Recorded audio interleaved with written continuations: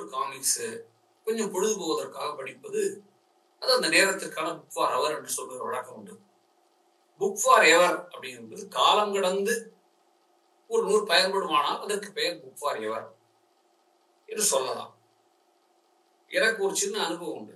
பொதுவாகவே எல்லார பத்தியும் ஒரு அபிப்பிராயம் ஒவ்வொருத்தருக்கும் இருக்கும். நான் இருக்கேன், பொதுவா வச்சுங்களேன், என்னை பற்றி ஒன்றுமே சரியா தெரியாத, ஆனால் ஏதோ கொஞ்சம் கொஞ்சம் தெரிஞ்ச ஒருத்தரை போய் கேட்டால் அந்த ஆளான யாருன்னா அவருக்கு தெரிஞ்ச ஒரு விஷயம் சொல்லுவார். இவர் இப்படித்தாங்க அப்படிம்பார்.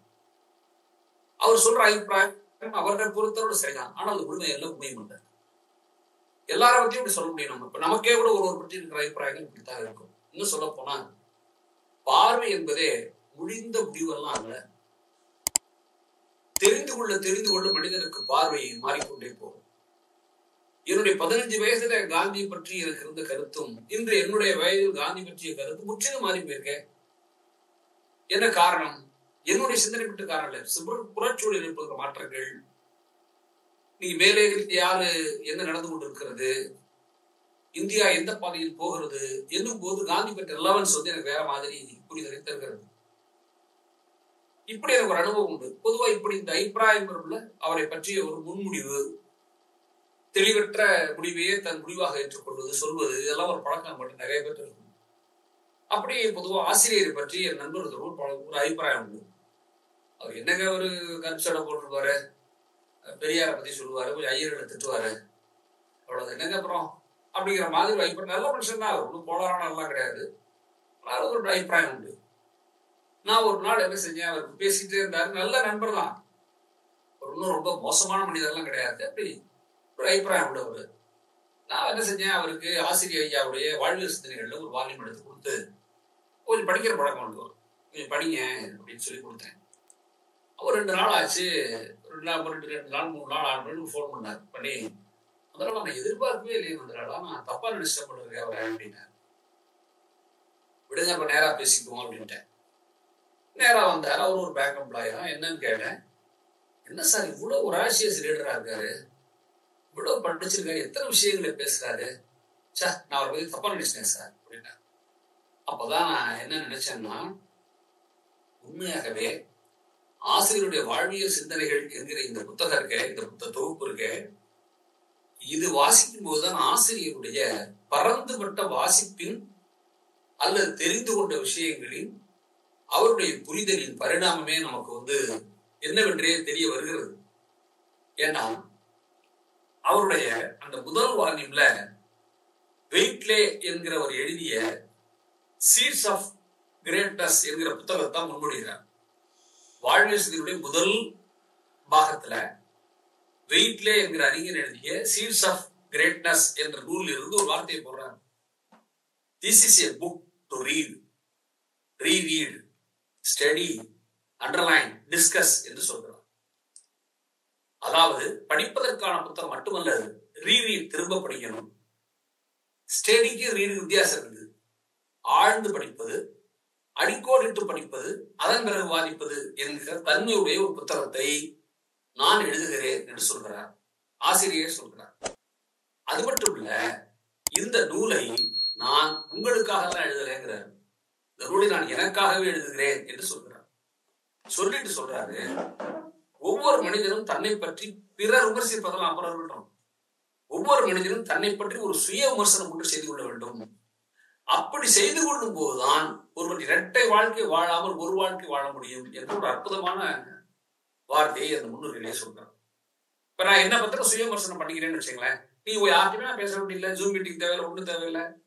நான் தனியாக கொஞ்சம் என்னை பத்தி யோசிச்சேன்னா என்னுடைய பிளஸ் மைனஸ் தெரியும்ல, சின்ன குழந்தைகள் சொல்றோம், ஸ்வாட் அனாலிசிஸ் குழந்தைகள் சொல்றோம், SWOT சொல்றோம்ல, ஸ்ட்ரென்த், வீக்னஸ், ஆப்பர்ச்சுனிட்டி, த்ரெட்னு சொல்லி தரோம்ல, அது நமக்கு பொருந்தாதான் என்ன, திற வயசு கடந்தவரும் பொருந்தும்ல. அப்படி ஒருத்தன் சுய பரிசோதனை செய்து கொள்வதும், சுய விமர்சனம் செய்து கொள்வதும், செல்ஃப் கிரிட்டிசிசம் செய்து கொள்வதும் அவனை இரட்டை வாழ்க்கை வாழாமல் வாழ்க்கைக்குள் செலுத்துறது ஆசிரியர் அந்த முதல் முன்னிலை சொல்றேன். எனக்கு அப்ப என்ன தோணுதுன்னா, உண்மையிலேயே ஒரு கதை உண்டு தமிழ்ல. ஒரு பார்வையே தெரியாத ஒரு நண்பர் கையில ஒரு விளக்கு எடுத்துக்கிட்டு போறாரு. எதிர 2 பேர் வர்றான். வர்ற 2 பேருமே தெரியுது, ஒரு பார்வை தெரியல, ஆனா கையில விளக்கு இருக்கு. எதுக்கு இந்த விளக்கு இருக்கு? இவருதான் பார்வை தெரியாதுல்ல, விளக்கம் என்ன பண்ண போறாரு இப்போ அப்படின்னு போயோ என்னையா உனக்கு பார்வை தெரியலையே, நீ என்ன கையில விளக்கம் வச்சிருக்கிற அப்படின்னு கேட்கறான். அந்த சொல்றாரு அந்த பார்வை இல்லாதவர், எனக்கு தெரியும் எனக்கு கண்டல இருந்து, ஆனா எதிர வர்றவன் ஏதோ பிராக் பார்த்து என் மேல முட்டிடக்கூடாதுல்ல, அதற்காக இந்த விளக்கு என்று சொன்னார். இப்ப எனக்கு இந்த நூல் முழுது அப்படிதான் தோணுது. என்ன தோணுதுன்னு சொன்னா, என் நண்பரை பத்தி நான் சொன்னல, இது மாதிரி வள்ளுவர் சொல்லுவாங்க, கண்ணுடைய நண்போர் கற்றோர் அப்படிமா வள்ளுவர். உனக்கு கண் இருக்குன்னா அதுக்கு என்ன அடையாளம்? நீ படிச்சிருக்கணும். நீங்க படிச்சிருக்கணும்னா ஏபிசிடி படிச்சிருக்கணும்னு அர்த்தம் இல்ல. படிப்பினுடைய அர்த்தம் என்னன்னா, எதையும் ஒழுங்காக நியாயமாக தெரிந்து கொள்வதா படிப்போட அர்த்தம். அப்போ என் நண்பர் ஒருத்தர் கொடுத்தேன்னு சொன்னால, அவர் யாருக்கோ கண் தெரிந்து தெரியாதவர். இந்த நூல் அவருக்கு கை விளக்கு போல் அமைந்தது என்று நீங்க மறந்துடக்கூடாது. எனக்கு அப்ப என்ன தோணுதுன்னா, வாழ்க்கை முழுவதுமே ஆசிரியருடைய இந்த விஷயம் இருக்கு, இத்தகைய ஒரு பார்வை இருக்கு. எனக்கு என்ன மீண்டும் மீண்டும் சொல்ல தோணுதுன்னா, நம்ம ஊர்ல வாழ்வியல் சொன்னாலும் சாமியார் கதையோட தான் அடைப்பாங்க. நீ பாத்திரீங்களா? நீங்க எனக்கு தெரிஞ்சு எந்த சாமியாருக்கு கதை சொல்லி நான் கேட்டதில்லை இது வரைக்கும். ஆனா கதை சொல்றவனும் முக்கா சாமியாரா இருக்கிறான், கேட்கறவன் பாதி சாமியாரா இருக்கிறான், சொல்லப்படுறது முழு சாமியாரை பத்தி சொல்றான். ஆன்மீகம் அப்படிங்கிற சொல்லுக்கு அர்த்தம் வேற. ஆனால் எல்லாரும் என்ன செய்யறாங்கன்னா, வாழ்வியல் வாழ்க்கை பற்றியது என்று சொன்னாலே அன்பு அறம் இதெல்லாம் வாழ்வுடைய கூறுகள் அப்படின்னு சொல்லும் போதே உடனே அதை கொண்டு போய் ஆன்மீகத்தோடு சேர்க்கிறாங்கல்ல.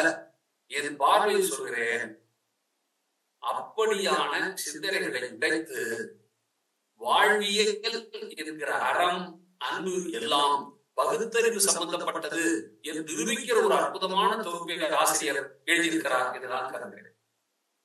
இதனுடைய கான்ட்ரிபியூஷன் எப்படி புரிஞ்சுக்கணும்னா, ஒவ்வொருத்தரும் வாழ்க்கையில பங்களிப்பு என்பது மிக குறைவாக இருக்கும். நீங்க ஒரு 100 வருடம் வாழ்ந்தாலும் கூட ஆசிரியர் சொல்றாரு, கடைசி ஆண்டு அவர் வாழ்வுடைய இறுதி நாள், ஆசிரியர் கட்டணம் இருக்கிறது, அவனுடைய வாழ்வின் இறுதி நாள் 24 மணி நேரம் லைஃப் இருப்பவனுக்கு அவன் படுத்துட்டு யோசிக்கிறான், நம்ம வாழ்க்கை என்ன என்ன செஞ்சிருக்கோ. நீங்க மாமேதில் எழுதி ஒரு அற்புதமான வார்த்தை சொல்வார், கட்டிலில் படுத்து இறக்கும் தருவாயில் ஒரு மனிதன் தான் வாழ்ந்தது பற்றி யோசிக்கும் போது தான் வாழ்ந்த வாழ்க்கை சரியென்று நினைத்தால் அவன் வாழ்வு பூர்த்தியானது. நீ 1000 பேர் 1000 சொல்லலாம், உனக்கு உயர்வா, ஆனா உனக்கு தெரியும் எது உண்மைன்னு. தன்னஞ்சே என்பது பொய்யதுக்கு பொய்த்தவன் தன்னஞ்சே தன்னை சொல்லணும். யோசிச்சு பாருங்க, நீ படுத்துட்டு உன்னை பத்தி யோசி, உனக்கு முதல்ல பெருமையா இருக்கணும். 4 பேர் ஆளா வச்சு பெருமைப்படுறதெல்லாம் அடுத்த கதை. நான் படுத்தனா என்ன பத்தி பெருமை எனக்கு வர வேண்டாமா? ஆசிரியர் சொல்லுவாங்க, 24 மணி நேரத்துல படுத்து கொண்டு யோசித்தால் அவர் பட்டியல் ஒரு விஷயம் என்னவா இருக்கும்? நான் நல்லவன்பா, நல்ல உதவி பண்ணிருக்கிறேன், 2 பேர் நல்ல உதவி பண்ணவங்களாம் நல்லா இருக்கிறான், நல்லவங்க பண்புள்ளவங்க என்று அவனுடைய பேங்க் பேலன்ஸோ அதெல்லாம் ஞாபகம் வராது. அவனுடைய உறவு, குழந்தைகள், நண்பர்கள், வாழ்வில் நடந்த நல்ல விஷயங்கள், தனக்கு பிறர் உதவியது என்று நல்ல பண்புகள் தான் வாழ்க்கையில மனிதனுக்கு வரும் என்று சொல்லும் போது இந்த வாழ்வியல் சிந்தனை அடிப்படையாகவே நான் இதைத்தான் கருதுகிறேன். நண்பர்களே, 18 தொகுதிகளை ஆசிரியர் சிறப்பாக எழுதியிருக்கிறார். அதுல பல விஷயங்கள் எழுதி போறார். நான் ஆரம்பத்திலே சொல்றேன், எனக்காக நான் எழுதுகிறேன் என்று சொல்லிட்டாரு சொன்னேன். எனக்கு எப்பவும் என்ன ஒண்ணு தோணும்னா, பெரியாரை பத்தி பேசும்போதெல்லாம் நம்ம சொல்லணும், ஆசிரியர் இந்த 18 தொகுதி பல இடங்களில் பெரியாரை பற்றி ஏராளமான விஷயங்கள் எழுதியிருக்கிறார். அது பெரியாரை பற்றி மட்டுமல்ல, நான் வேறு விஷயம் சொல்ற பொழுது எனக்கு என்ன தோணும்னா, பெரியார் தமிழ்நாட்டில் செய்த பங்களிப்பு அப்படின்னா இப்படி சொல்லலாம் எனக்கு தோணும். நம்மள மேடைகள்ல சொல்றது இல்லை. நம்ம சின்ன வயசுல கதை படிச்சோம் எல்லாருமே.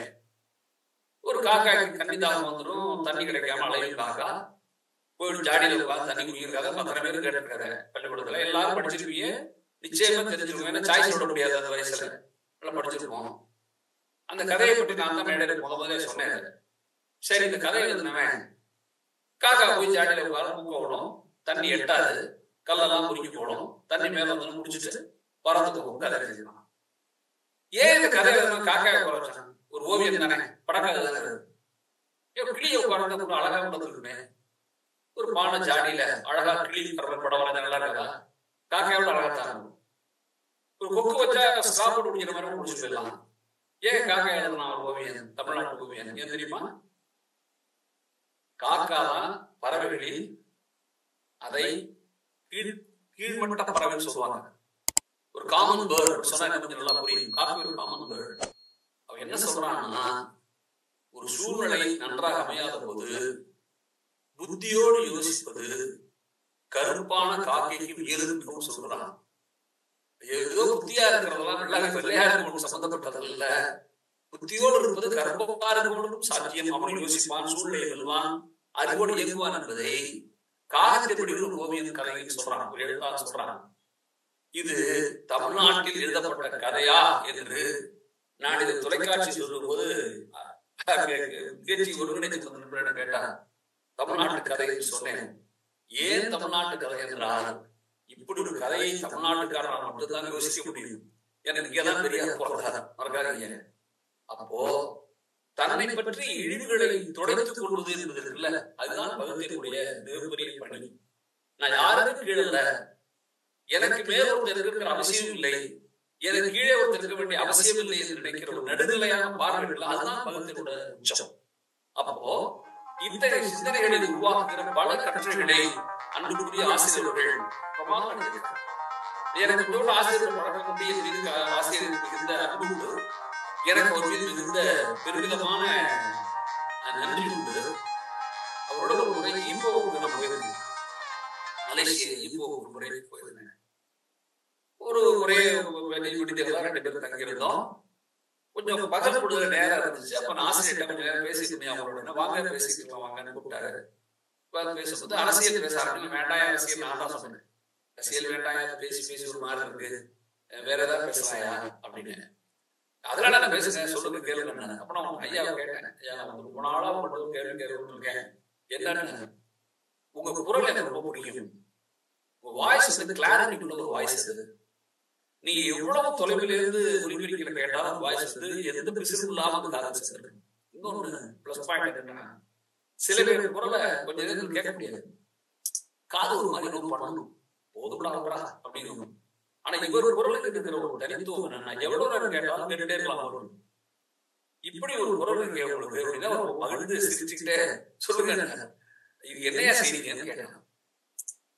குரல் அழகா செட் ஆகிருக்கிறதுக்கு, ஏன்னா பேசிருக்காரு, சின்ன குழந்தையில இருந்து பேசிட்டு இருக்காரு, என்னையா செய்றீங்க பதில் சொன்னாரு, ஒன்னும் செய்யறது இல்லை, உங்களுக்கு புரியுது நான் நினைக்கிறேன், நான் ஒன்னும் செய்யறது அப்படின்னா. அதாவது அதுதான் மேதையோட அடையாளம்.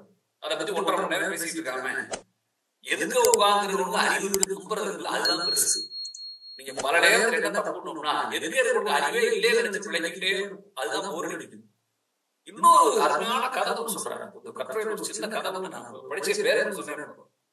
சில பேரு ரொம்ப தொந்தரவு பண்ணுவாங்க, நீ பாத்தீங்களா ஒன்று சொன்னோம்னா அதை விட மாட்டான், சரியா புரிஞ்சுப்பாங்க, தெரிஞ்சுவாங்க பத்தி அப்படின்னு விட மாட்டான்.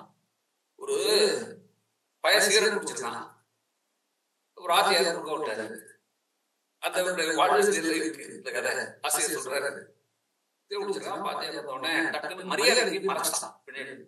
இந்த வாத்தியார் என்ன செஞ்சுக்கணும், சரி நம்மளை கண்டு மதிச்சு விடுறான், தப்புன்னு தெரியுது இல்லைன்னா யாரும் இருப்பாங்க, தப்பு செய்யணும் மறைச்சிட்டாங்க, போயிருக்கலாம், ஆனா போக மாட்டாரு. என்னடா சார் அவன் சொல்லுவானா, அவன்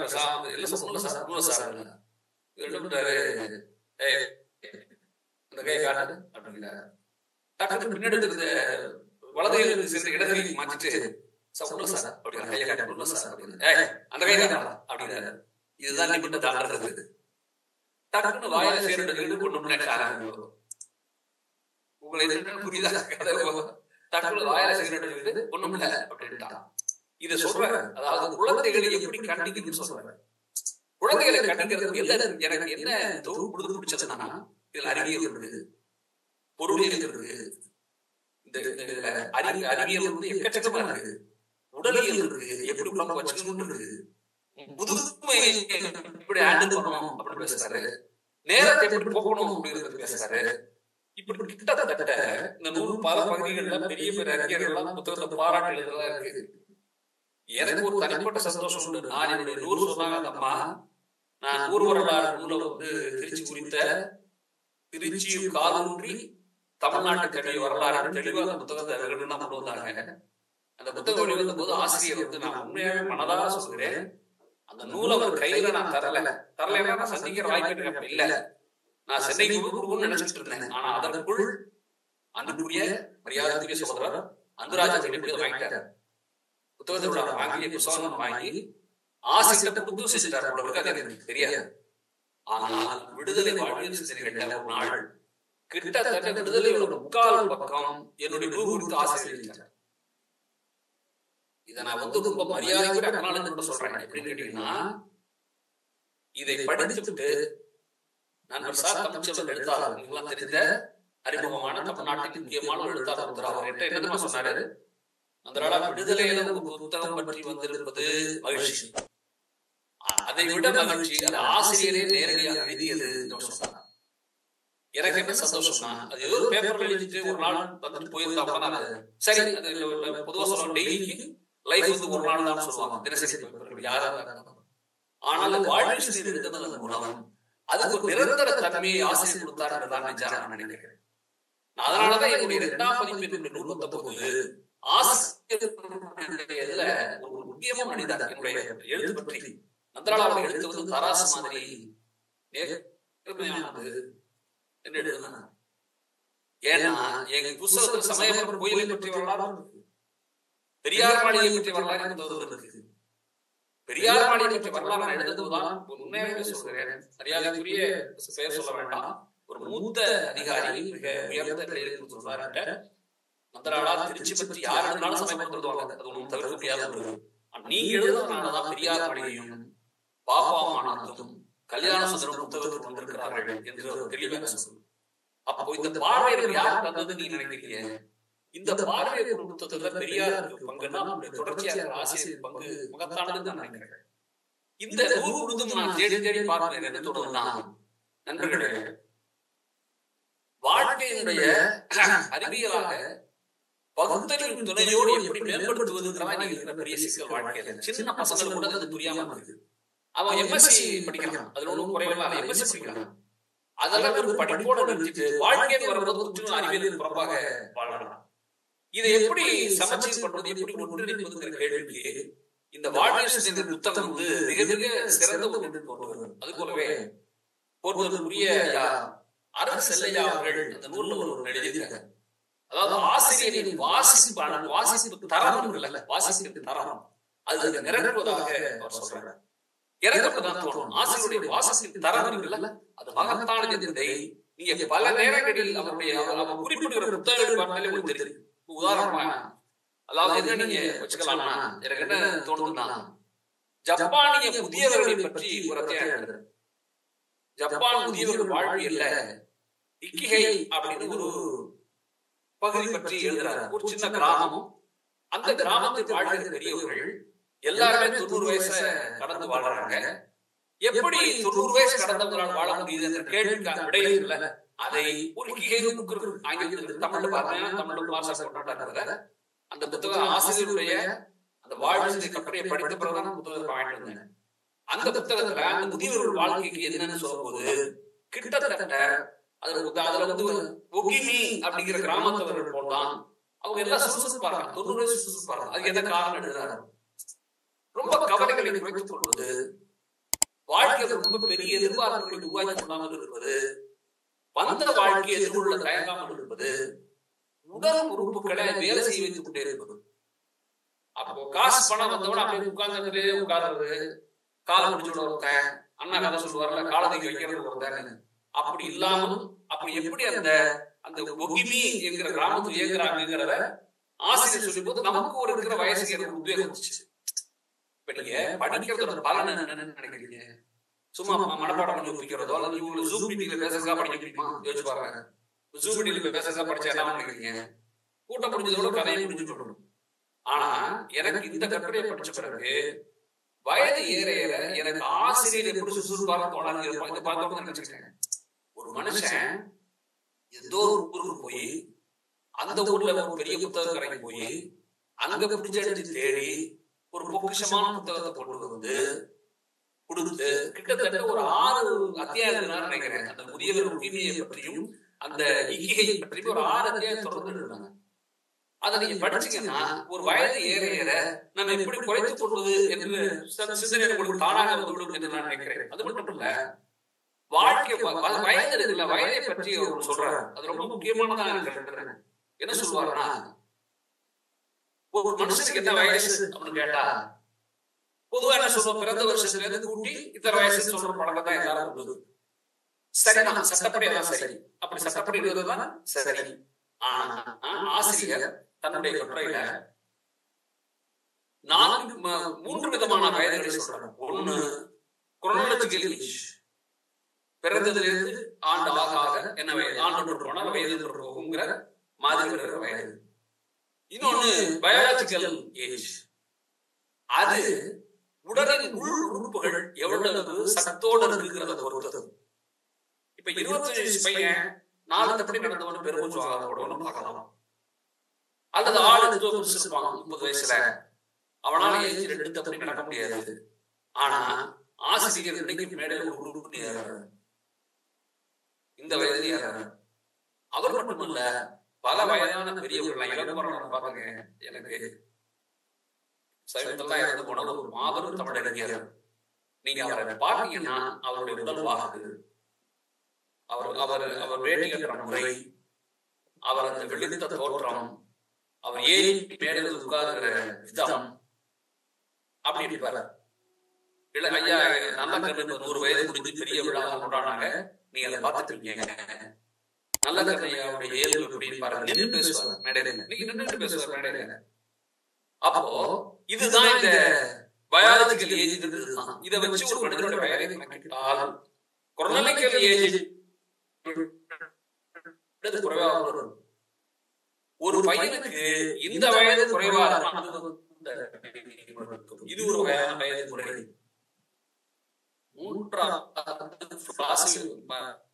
ஒரு விஷயம் வரும்போது எப்படி எதிர்கொள்கிறோம் என்கிற உளவியல் இருக்குல்ல, அதுதான் அந்த வயதை தீர்மானிக்கும். சில பேர் சாதாரண ட்ரெயின் டிக்கெட் பண்ணிப்போம், ட்ரெயின் போயிருக்கோம், தலையில இடி விழுந்த மாதிரி வந்துருமா, அது ஒரு ஆள் தான்.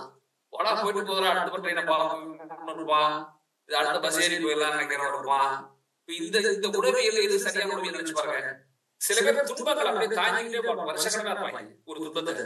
சில பேர் துன்பம் தூக்கிட்டு தெரிஞ்சுட்டு சரி எல்லாரும் நடக்கும், நமக்கு நடக்கும். புத்தர் சொன்னார்ல, யாருக்கும் நடக்கல சோகம், யாருடைய வீட்டுல மரணம் நடக்கல, என்ன செய்ய போறோம் என்று யோசிக்கிற பண்பு இருக்குல்ல, இது வந்து உளவியல் சார்ந்த ஒரு வயது. அப்போ இதை இந்த கட்டுரை படிக்கிறீங்கன்னு வச்சுக்கீங்களேன், நீங்க கண்ணை மூடி பாத்தீங்கன்னா நமக்கு எந்த வயசு கேள்வி வந்து பிறக்கும். நீங்க 62 வயசா இருக்கலாம், ஆனா மனசுக்குள்ள கணக்கு 30 தான் தேர்வு போல இருக்கு என்று தோன்றலாம். எல்லா வயதும் நல்லா இருக்கலாம், சுகர் தான் இருப்பீங்க, பிபி கொலஸ்ட்ரால் டாக்டர் எல்லாம் இருக்காரு, ஒண்ணும் நினைக்கலாம். அல்லது உளவியல் ரீதியா சுகர் எல்லாம் இருந்தா கூட நான் எதுவும் சுதந்திரம் இல்லைங்க என்று சொல்லலாம். அப்ப எனக்கு என்ன தோணுதுன்னா, வாழ்வியல் சிந்தனைகள் என்பதே பார்வையில் தன்முகப்பட்டது. அதனால ஆசிரியர் உங்களுக்கு எழுதுறதுல எனக்கு எழுதுகிறார். எனக்கு எழுதுறத சொன்னதுடைய பொருள் என்னன்னா, படிக்கிற ஒவ்வொரு தடவையும் நமக்கு எழுதுறது புரிந்து கொள்வது. இது வந்து ரெஃபரன்ஸ் இல்ல, இதை இப்படி பா அன்றே சொன்னார் நான் சொல்ற பேச்செல்லாம் இல்ல, அது போல எனக்கு என்ன சொல்றது என்று சொல்ல வைக்கிறீங்களா, அதுதான் இதனுடைய மிகப்பெரிய பலம் என்று நான் கருதுகிறேன். நண்பர்களே, பொதுவாக நீ என்ன மனசு வச்சுக்கணும்னா, சிந்தனைங்கிற வார்த்தை இல்ல, சிந்தனைங்கிற வார்த்தை ஐயா பெரியார் வந்து எல்லோரும் மிக மிக அதிகமாக சொல்லும். எனக்கு என்ன இந்த சொல்ல தோணுது, நான் சைவ காலங்களில் மேடையில் சொல்றேன் என்னன்னா, மனிதன் யாரு அப்படின்னு கேட்டா, இப்ப நம்ம சராசரியா நீங்க பல பேர் அமெரிக்கால இருப்பீங்க, சில பேர் இந்தியாவில இருப்பீங்க, யாருக்கு இருக்கீங்கன்னு தெரியாது. ஒவ்வொரு நாட்டுக்கும் சராசரி வயசு சொல்றது. இப்ப ஜப்பான் சராசரி வயது மிக மேல, சைனாவை நோக்கி போயிட்டு இருக்காங்க. இந்தியாவில் இன்னைக்கு சராசரி 68. இன்னைக்கு நம்ம நாட்டுக்கு நமக்கு 47 சராசரி வயது. நான் அறிந்தவரை 38. இன்னைக்கு 2024, நாளைக்கு 2025. உங்களுக்கு எல்லாம் புத்தாண்டு வாழ்த்துக்களை முதல்ல சொல்லிக்கிறேன். வந்து 38 இருந்தது, 68. எப்படி இருந்துச்சு? சரி, ஒப்பிட்டு பார்த்தா அசிங்கமா இருக்கு. அதான் காடுகளில் வனங்களில் ராஜா, அதான் பலசாலி தானே, பலசாலி. அதனுடைய சராசரி இன்னைக்கு என்ன? ஆண் சிகிச்சை சராசரி, பெண் சிகிச்சை சராசரி 12 18. 47 அதனுடைய சராசரி தானே. அதேதான் இந்த 16, 18, 14, 18 சிங்கத்தின் அன்னைக்கு இன்னைக்கு. என் கேள்வி, ஏன் சிங்கத்தின் சராசரி ஏறல, ஏன் மனிதர்கள் ஏறிச்சு? ஏன்னா அதெல்லாம் மந்திரத்தினால நடக்கல, போய் ஜபம் பண்ணதுனால நடக்கல, போய் கோயில்ல அர்ச்சனை பண்ணதுனால நடக்கல, அல்லது போய் வேண்டுதல் பண்ணிட்டு முன்னெடுத்து நடக்கல. எதனால நடந்துச்சுன்னா மனிதன் மட்டும்தான் தனக்கு நேர துன்பங்களை பற்றி யோசிக்கிறான். ஏன் நெருப்பு வந்து துடிச்சா எரியுதுன்னு யோசிக்கிறான். அப்ப நெருப்புல செத்தம்னா நெருப்புல தண்ணி எப்படி போறதுன்னு யோசிக்கிறான். ஏன் பசி வந்தால சாப்பாடுகளை யோசிக்கிறான். வேளாண்மை வந்து சேருது, எப்படி இந்த செடி தானா முளைக்குது, நம்ம முளைக்க முடியாதுன்னு யோசிக்கிறான். யோசிச்சு பாத்தீங்கன்னா ஒரு இயற்கை பேரிடர், விபத்து, மரணம் போன்ற பெரும் தொற்று போன்ற பெரும் பெரும் அழிவுகளில் இருந்து மனிதன் தன்னை காத்துக்கொண்டே வந்ததால் தான் சராசரி மாறி இருக்குது. அப்போ ரொம்ப அடிப்படையில் மனித வாழ்வின் மகத்தான சாதனை சிந்தனையாகும். சிந்திக்கிற மனிதன் தான் இந்த சிந்தனைகளை பூர்த்திப்பதுதான் இந்த ஐயா ஆசிரியர் இந்த புத்தகத்தினுடைய தலையாய பணியை கருத்து. இதை பல்வேறு விதங்களில் புரிந்து கொண்டே போகிறார். நான் அடிக்கடி சொல்றது, இந்த இவருடைய எழுத்து பரப்பு நம்ம சொன்னல, அதை நீங்க இந்த நூலை நீங்க அநேகமா இருக்கிற எல்லாருமே முழுமையாக படித்தவர்கள், அதை பற்றி அறிந்தவர்கள். நம்ம புதுசா இந்த நூல் என்னன்னே தெரியாத நான் பேசிட்டு இருக்கோம். இந்த இணைப்பில் இருக்கிற எல்லாருமே ஆசிரியர்களை நான் படித்தவர்கள். இந்த பரப்பு இருக்குல்ல, அதுதான் ஒரு விஷயம். அதுதான் நீங்க பேச முடியல. நீங்க நம்ம எவ்வளவு முயன்றாலும் டேஸ்ட் இல்ல, நம்முடைய நம்ம புத்தக தேர்வு, நம்ம படிக்கிற விஷயங்கள் அது வயது ஏற ஒரு குறிப்பிட்ட இதுல ஒரு சேர்ந்துடும். நீங்க அதை சோதிச்சு பார்க்கணும். என்ன செய்யலாம், உங்க புத்தக அலமாரி இல்ல, அந்த புத்தக அலமாரியில கை கெட்டுற தூரத்துல என்னென்ன போய் பாருங்க. புத்தக அலமாரியில கை கெட்டுற தூரத்துல என்னென்ன பாத்தீங்கன்னா நீங்க எதோ மாறி அறியாம தெரிஞ்சுக்கணும். சில பேர் புதினங்களா படிப்பாங்க, சில பேர் சிறுகதைகளா படிப்பாங்க, சில பேர் வரலாறு படிப்பாங்க, சில பேர் சயின்ஸ் ஃபிக்ஷன் படிப்பாங்க, சயின்ஸ் சில பேர் படிப்பாங்க, சில பேரோட புத்தகங்கள் பொருளாதார சம்பந்தப்பட்டதா இருக்கும். ஆனால் என்ன ஆகுதுன்னா கொஞ்சம் ஆரம்பத்தில் படிக்க ஆரம்பிச்சு மெல்ல மெல்ல அறியாமலே ஒரு இடத்துல சேர்ந்துடும், ஒரு குறிப்பிட்ட துறை சார்ந்து சேர்ந்துடும். ஆசிரியர் ஒரு கட்சியினுடைய தலைவர் தொடர்ந்து பயணம் செய்கிற வேற பயணி ஏராளமான அறிக்கைகளை அரசியல் வழியாக ஒவ்வொரு நாளும் சொல்ல வேண்டியிருக்கு. அண்ணாயிர பிரச்சனையா அவர் அறிக்கையில் எழுத வேண்டியிருக்கு, எதை குறித்து எழுத வேண்டியிருக்கு. அப்போ தன்னை அப்டேட் பண்ணிட்டே இருக்க வேண்டிய தேவை இருக்கு. அன்றன்று நடக்கிற அரசியலுக்கு ஒரு சொல்ல வேண்டிய பொருள் இருக்கிறார். ஆனால் அதே ஆசிரியர் ஒரு பக்கத்துல எதை படிச்சிருக்காரு, ஜப்பானிய வாழ்க்கை முறையை படிச்சிருக்காரு, தொற்று நோய் பற்றி படிச்சிருக்காரு, ஏன் சைனாவில் தொற்று நோய் எப்படி எதிர்கொண்டார்கள் என்று பேசுறாரு. அப்போ எனக்கு என்ன தோணுதுன்னா, அவர் அறிவின் பரப்பளவு அவர் அறியாமல் பெரிய தாகம் இருக்கு. நீங்க அந்த தாகம் அடங்கிருச்சுன்னா நம்ம கத்துக்கிறது போகும். இந்த தாகத்தை மனுஷன் அவனாகவே காப்பாத்திட்டே வரணும். அது ரொம்ப முக்கியம். கான்சியஸா காப்பாத்திட்டு வரணும். ஓஹோ, நம்ம இதை முட்டம் போல இருக்க எது நோக்கி அது ஓடுறது இருக்குல்ல, அது ரொம்ப ஆசிரியர்களுக்கு மிக பிடித்த ஒன்று என்பதை இந்த கூட்டத்தில் நான் இணைப்பில் இடைவெளி கருத்தர்கள் நான் சொல்லிவிட விரும்புகிறேன் நண்பர்களே. அது போலவே வைக்கம் போராட்டம் பற்றி ஒரு அற்புதமான புத்தகம் நம்ம இனியன் என்றவர் பழாதியமா மிக நெருங்கிய நண்பர்களுக்கு அவர் பாரதிய கவிதைகளில் கூட பாரதிய கவிதைகளில் அந்த சொற்கள் சேர்ந்து இருக்குல்ல, அதையெல்லாம் பிரித்து பதிப்பித்த ஒரு ஆசிரியர் கூட நிறைய எழுதுகிற நல்ல ஆழமாக ஆய்வு செய்கிற ஒரு ஆசிரியர். அவருடைய வைக்கம் வரலாறு என்கிற போராட்டத்தை யாரு கட்டுரைகளாக ஆசிரியர் வேதோதி எழுதுகிறார். பொதுவா இந்த பங்கு ரொம்ப குறைவாக இருக்கும். நம்மளோட வயது சின்னவங்கள நம்ம ஒரு பெரிய அரசியல்ல ஒரு சமூகத்தில் நேற்று பேசும்போது திருச்சியிலே ஆராசா அவர்கள் அந்த பகுதிவாளர் கழக மாநாட்டில் நடந்த பொதுக்கூட்டத்தில் பேசும்போது ஆராசா அவர்கள், மரியாதைக்குரிய முதல்வர் அவர்கள் திரு ஸ்டாலின் அவர்கள் சொன்னதாக ஒரு செய்தியை சொன்னார். என்ன சொன்னார்னா, எங்களுக்கு வழிகாட்டுவதற்கு பெரிய வழிகாட்டுதல் இருக்கிறது, எங்களுக்கு காஞ்சி மடம் எல்லாம் தேவையில்லை என்று எங்கள் முதல்வர் சொன்னார் என்று சொல்லி அந்த இடத்தில் ஆசிரியர் தான் இருக்கிறார் என்று ராஜா சொல்றாங்க. எனக்கு என்னன்னா அவ்வளவு ஒரு உயர்ந்த இடத்தில் இருக்கிற ஒருவர் வைக்க போராட்டம் பற்றி அவரே புத்தகம் எழுதுகிறார். திராவிட புத்தகம்லாம் கொண்டு வந்து இருக்கிறது, யாரும் இருக்க முடியாது. ஆனால் வேறு ஒரு எழுத்தாளர் எழுதிய ஒரு புத்தகத்தை ஒரு கட்டுரை எழுதினா பரவாயில்ல, 2 எழுதினா பரவாயில்ல, 6 கட்டுரை எழுதி அதிகமா இந்த கட்டுரை வந்து அதிகமா நம்மளோட தொலைபேசி கேட்டேன், என்ன சார் அதிகமா உணர்றீங்கன்னு கேட்டேன். வீட்டுக்கு கூப்பிட்டு எனக்கு வந்து ஆசிரியர் பாராட்டுறாங்க அப்படின்னா இந்த பண்புக்கு எதிரான ஒரு பண்பு. நம்ம பல பேர் என்ன தப்பு பண்ணுவோம்னா, நம்ம சொந்த ஒரு சப்ஜெக்ட் பத்தி வேற ஒரு புத்தகம் தானா நம்ம அதை புறக்கணிக்க முயற்சி பண்ணுவோம். இது விட்டாங்க, அதை சொல்லலங்க, அதை இப்படி சொல்லிருக்குன்னு சொல்ல ஆரம்பிச்சுள்ள. ஆனா அப்படி எல்லாம் இல்லாமல் அதிகமான கட்டுரைகளை மிக வியந்து பேசுகிற ஒரு பண்பை என்னால் பார்க்க முடியுது.